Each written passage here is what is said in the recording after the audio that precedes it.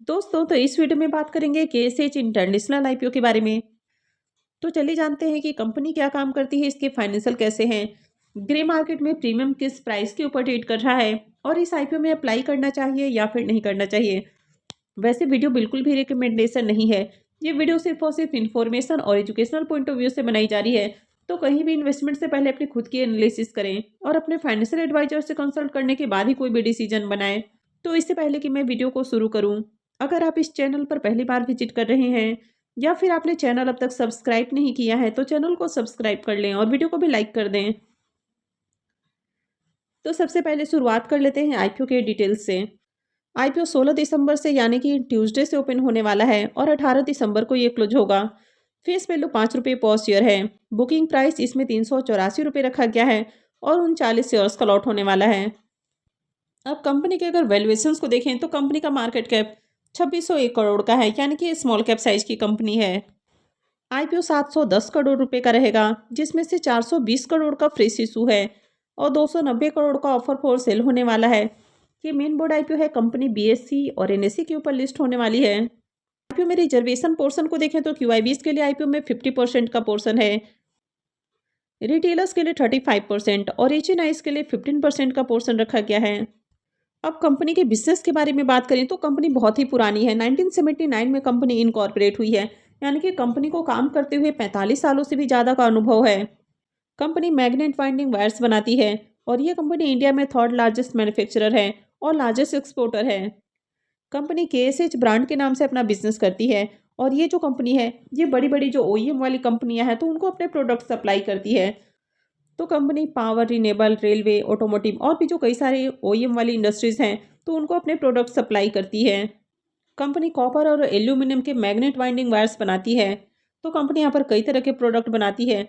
जैसे कि अगर पावर सेक्टर की बात की जाए तो जो पावर ट्रांसफार्मर होता है या जो विंड मिल जनरेटर होता है तो वहाँ पर इनके जो प्रोडक्ट हैं उसमें इस्तेमाल किए जाते हैं। रेलवे की बात की जाए तो रेलवे में भी कई सारे प्रोडक्ट हैं, जैसे कि इलेक्ट्रिक लोकोमोटिव कंपोनेंट है तो उसके अंदर इनके प्रोडक्ट इस्तेमाल किए जाते हैं। इसके अलावा हाई और जो लो वोल्टेज मोटर्स होता है, जो एसी जनरेटर होता है, वहाँ पर भी ये जो वाइंडिंग वायर्स होते हैं, यानी कि जो वाइंडिंग वायर वाले जो प्रोडक्ट होते हैं उनका इस्तेमाल किया जाता है। यानी कि अलग अलग सेक्टर्स में यूज होने वाले कई सारे जो मशीनरी या कंपोनेंट हैं तो वहाँ पर इनके प्रोडक्ट यूज किए जाते हैं।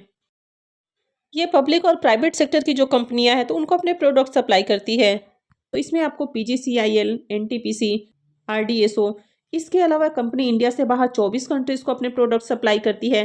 तो ये एक लार्जेस्ट एक्सपोर्टर है अपने सेक्टर की।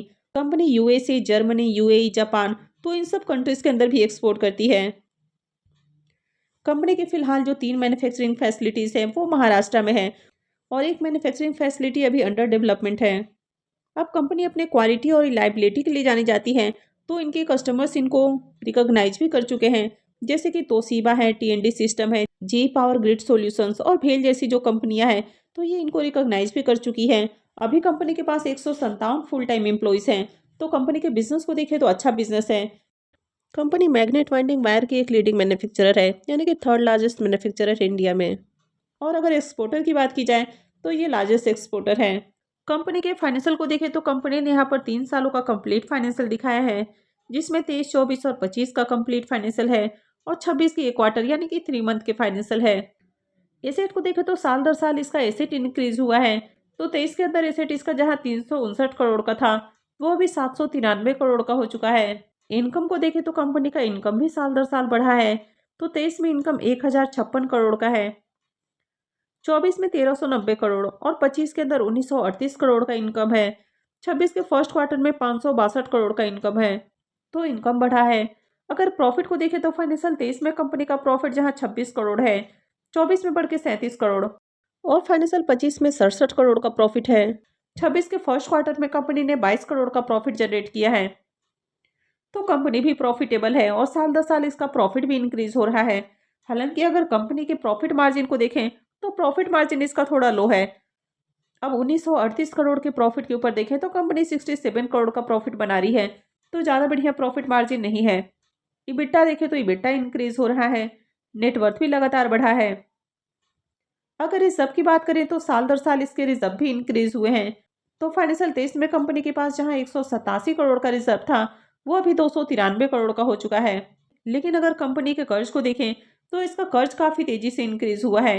यानी कि 23 के अंदर 120 करोड़ का जहाँ कर्ज था, वो अभी देखें तो 379 करोड़ का हो चुका है। तो कंपनी का कर्ज बहुत तेज़ी से इंक्रीज़ हुआ है और कंपनी के ऊपर कर्ज बहुत ज़्यादा है। वैसे यहाँ पर कंपनी आईपीओ से जो फंड रेज करने वाली है, तो उसमें से 225 से 26 करोड़ रुपए कर्ज के भुगतान के ऊपर खर्च करेगी। तो आगे इसका कर्ज भी थोड़ा कम हो जाएगा, तो ये इसमें एक प्लस पॉइंट है। तो कंपनी का जो ओवरऑल फाइनेंशियल है, ये ओके ओके फाइनेंशियल है। इसके आरओई को देखें तो 22.77 का आरओई है, तो आरओई अच्छा है। आरओसी भी 16.60 का है, तो ये भी अच्छा है। तो कंपनी के ऊपर कर्ज बहुत ज़्यादा है। हालांकि कुछ पैसा कंपनी जो रेज करेगी तो उसमें से कर्ज के भुगतान के ऊपर खर्च करेगी, तो आगे इसका कर्ज भी कम हो जाएगा। रिटर्न ऑन नेटवर्थ भी 22.77 का है, तो ये भी अच्छा है। पैट मार्जिन 3.51 का है, तो पैट मार्जिन बहुत लो है। इबिट्टा मार्जिन भी लो है और प्राइस टू बुक वैल्यू 7.31 का है।